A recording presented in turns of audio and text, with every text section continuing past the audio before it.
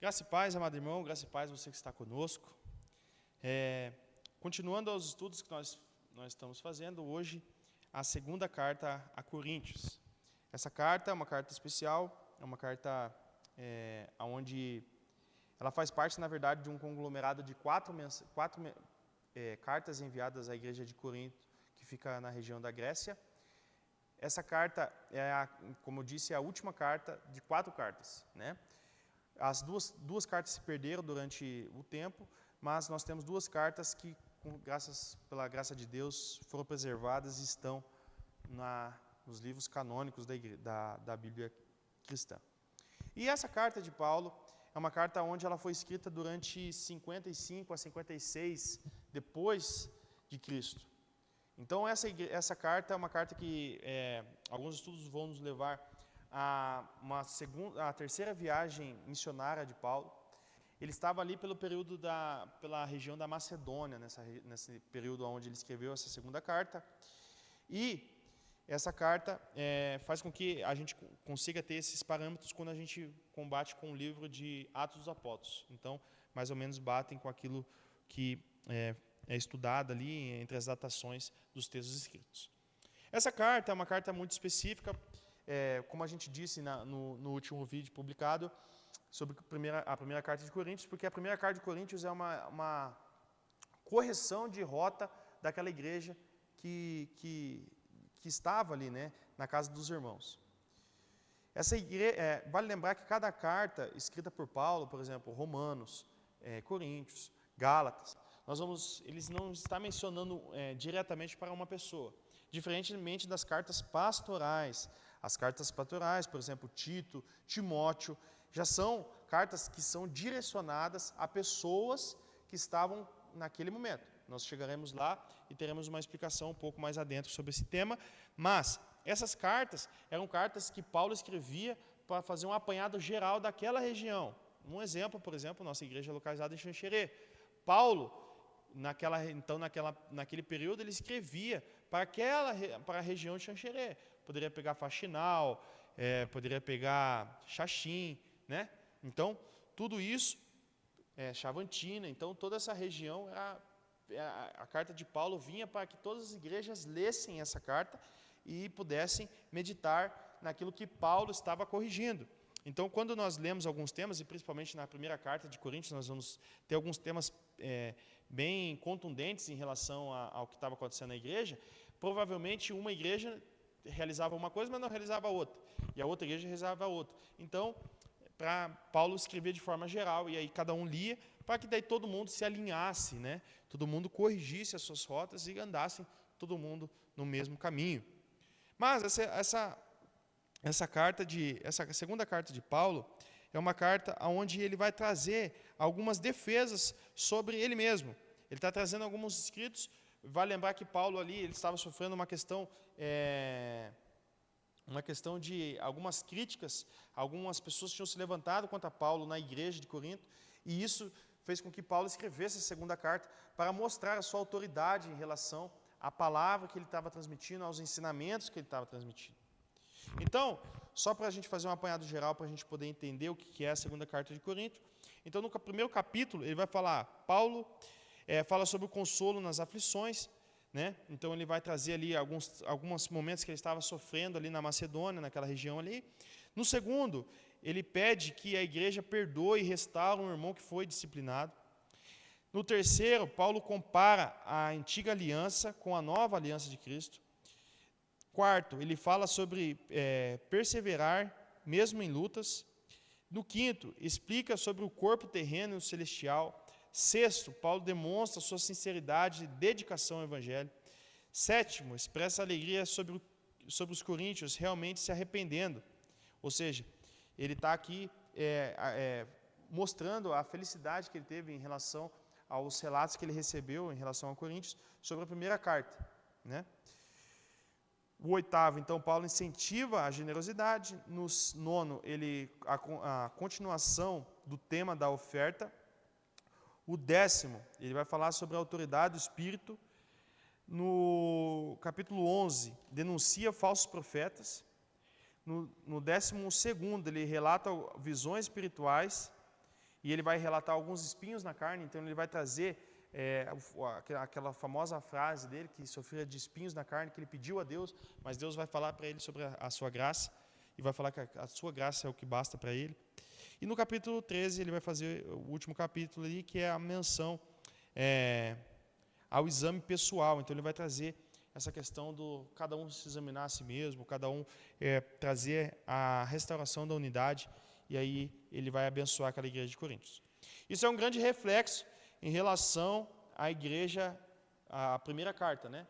A primeira carta, Paulo, assim como a minha mãe fazia quando eu era criança, veio com o chinelo e deu a chinelada.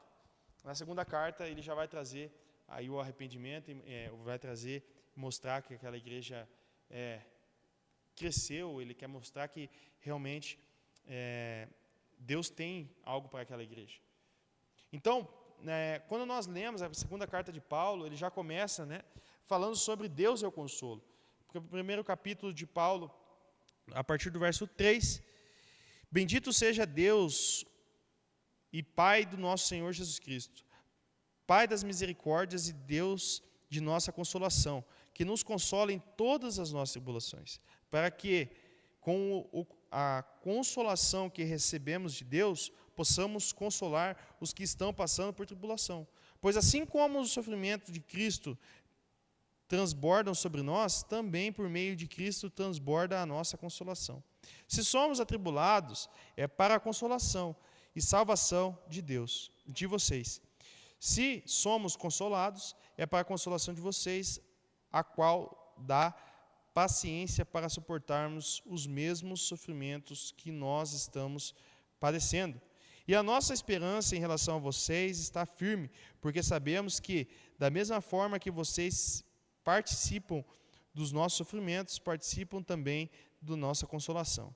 Irmãos, não queremos que vocês desconheçam as tribulações que sofremos nas províncias da Ásia, das quais foram muito além da nossa capacidade de suportar, a ponto de perdermos a esperança na própria vida.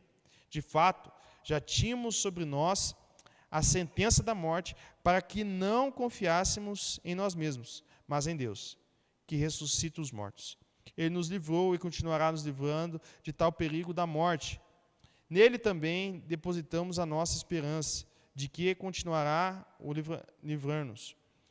Enquanto vocês nos ajudam com as suas orações, assim muitos darão graça por nossa causa, pelo favor a nós concedido em resposta em oração de muitos.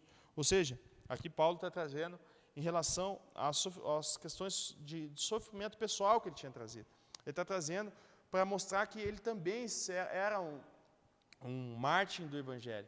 Ele também estava sofrendo por esse Evangelho. Ele queria trazer a responsabilidade, mostrar que tinha responsabilidade sobre aquilo que ele pregava. Paulo, nessa carta, ele vai nos transmitir o desejo de estar firmados em Cristo Jesus. Esse primeiro capítulo, esse primeiro texto que nós lemos, nos mostra que a nossa esperança não deve estar em nós. Mesmo nos momentos de maior aflição, mesmo nos momentos onde tudo dá errado, mesmo no momento onde todas as coisas apontam para o erro, apontam para a queda, apontam para a vergonha, ainda assim, nós precisamos olhar para Deus, que é aquele que vai nos salvar. Aquele que pode nos salvar e nos levar a lugares mais altos.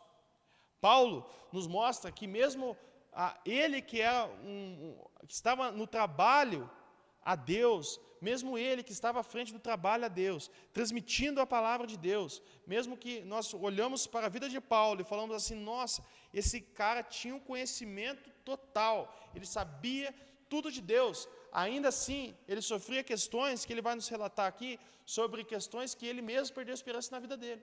Ele falou, provavelmente nesse momento, ele falou assim, Deus, agora eu vou morrer. E Deus o livra, e Deus o salva. E ele mostra que a salvação de Deus, a salvação da vida dele estava em Deus.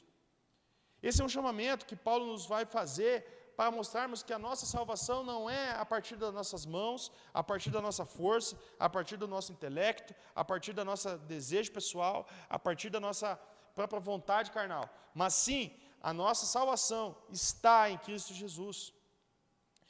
Cristo Jesus é a nossa salvação no momento de aflição e angústia. Eu acho interessante porque ele vai falar sobre a consolação. Então, além da questão da salvação em si, ainda assim Deus nos consola, ainda assim Deus nos traz a esperança, não deixa que a peteca caia. Paulo aqui está nos mostrando que Deus salva a vida dele, mas também consola ele.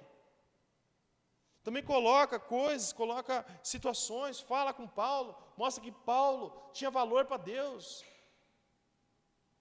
Aqui nessa segunda carta de Coríntios, nós vamos ver que Paulo é uma pessoa totalmente entregue a Deus. Quantas vezes na minha vida entrei em situações e falei, agora já era. E Deus foi lá e me salvou. E muitas das vezes, aqui não é a questão, mas muitas das vezes coisas que eu mesmo me coloquei. Dívidas que eu mesmo fiz. Coisas que eu mesmo fiz, que eu merecia totalmente a responsabilidade daquilo. E Deus foi lá e me consolou, me mostrou o caminho sair. Deus é assim, irmãos. Deus nos mostra, talvez você esteja passando por um momento de adversidade, seja ela qual for, em qual área da sua vida for. Deus nos traz a consolação e nos traz a salvação. Deus é aquele que não nos deixa nos momentos de adversidade. Essa carta de Paulo nos mostra vários sofrimentos, ele vai falar muito sobre sofrimentos. No capítulo 6, não damos motivo a escândalo de ninguém, a partir do verso 3.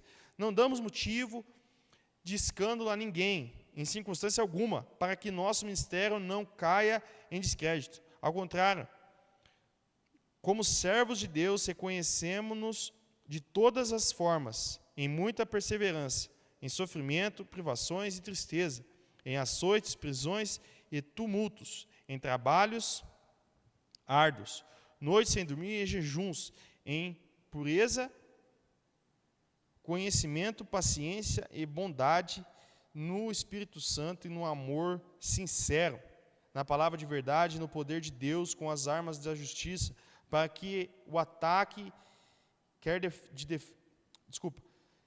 de ataque, quer de defesa, por honra e por desonra, por difamação e por boa fama, tidos por enganadores, sendo verdadeiros, como desconhecidos, apesar de bem conhecidos, como se estivéssemos morrendo, mas eis que vivemos,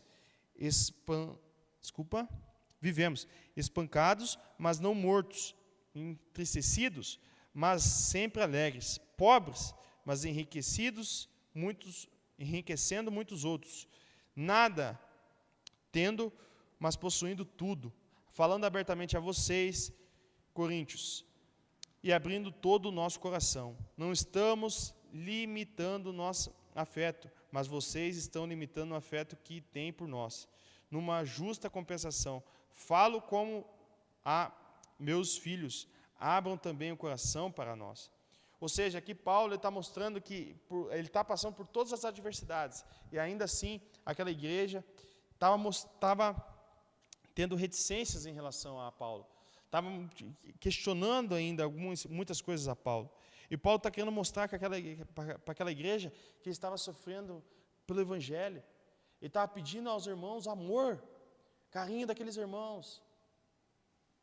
Então, quando nós vamos para perto de Deus, eu acho interessante, essa semana eu estava vendo alguns vídeos aparecendo para mim, e alguma das maiores concordações que tem entre os vídeos é em relação a que quanto mais perto de Deus nós chegamos, às vezes o sofrimento, ele é maior, porque Deus está querendo nos podar, está querendo nos mostrar, está querendo nos ensinar, está querendo nos formar. E quando Deus nos coloca nessa forja, quando Deus nos coloca nesse momento de situação, é porque Ele está nos formando para algo maior. Paulo estava passando por esses sofrimentos, e nós vamos vendo na carta dele, quando nós vamos lendo, nós percebemos que a carta de Paulo, cada vez que passa essas adversidades, mais a sua fé é acrescentada em Deus, mais a sua força é acrescentada em Deus. Muitas das vezes nós não nos deixamos passar pelo crivo de Deus, porque nós temos medo do que vamos sofrer. medo do que vai acontecer, medo daquilo que nós podemos fazer, mas nós esquecemos que Deus tem algo maior para nós. Que a vida com Deus é uma vida de paz, uma vida de harmonia. E quando ele fala sobre isso, no capítulo 7, a partir do 2, ele vai falar: conceda-nos lugar no coração de vocês, a ninguém prejudicamos, a ninguém causamos dano, a ninguém exploramos. Não digam isso para condená-los. Já disse que vocês estão em nosso coração para junto morrermos ou vivermos. Tenho grande confiança em vocês, e de vocês tenho muito orgulho. Sinto-me bastante encorajado. Minha alegria transborda em todas as tribulações. Paulo entendeu que quando nós estamos na vontade de Deus, por mais que a adversidade venha, por mais que o mar bata no nosso barco para derrubar, Deus não nos abandona.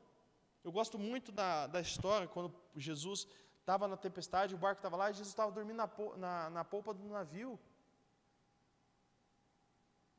E aí nós vamos ver que ele não deixou aqueles homens ali. Assim, quando ele vem sobre as águas, quando a adversidade chega, Jesus podia estar, então deixa eles lá se virar e eu espero eles aqui no outro lado. Jesus não, Jesus vai ao encontro deles. A moral dessas duas histórias é que, primeiro, Deus não nos abandona. Por mais que às vezes a gente ache que o nosso barco está sem destino nenhum na nossa vida, a nossa vida é esse barco. Quando nós achamos que a nossa vida não tem mais caminho para ser seguido, não tem mais direção para ir, nosso barco está à deriva. Jesus ainda assim não saiu do barco. O silêncio de Jesus pode ser ele dormindo, descansando, porque ele sabe para onde ele está nos levando. Ou você que tem abandonado, ou abandonou a fé cristã, abandonou Deus na metade do caminho, e está me ouvindo, pode ser que você tenha entendido e fale assim: Gustavo, eu saí da igreja, não estou mais servindo a Deus, não estou mais aqui na igreja, não estou mais servindo a Deus na minha vida tem sido se afastar de Deus. Sabe que estou passando por adversidades e eu não me vejo digno de receber de Jesus. Sabe que esses homens, quando clamaram a Jesus, Jesus veio. A ponto de Paulo falar: se é tu mesmo, me leva até ti. Jesus chama Jesus chama Pedro. Pedro, venha. E Pedro vem andando sobre as águas. Deus não nos deixa, Deus nos abandona.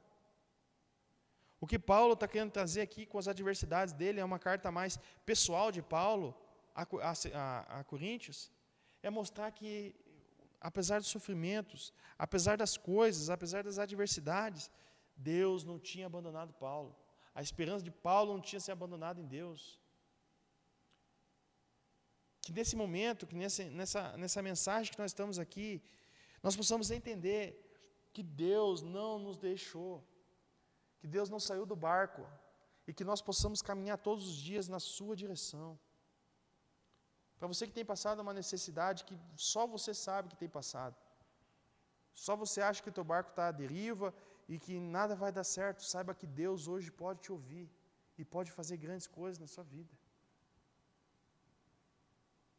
Deus não te abandonou, Deus não deixou de te ver e nem de te ouvir.